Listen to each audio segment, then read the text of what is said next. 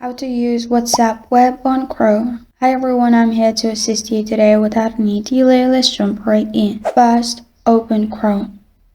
And then in the search bar at the top, type in web.whatsapp.com. You'll find QR code pop up in this way.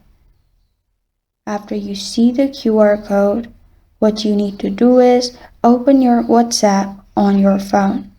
Click on three dots at the top right corner of your screen.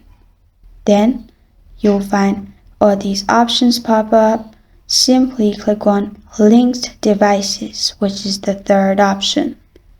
After that, you can scan the QR code by clicking on Link Device. Scan the QR code that's shown on your PC.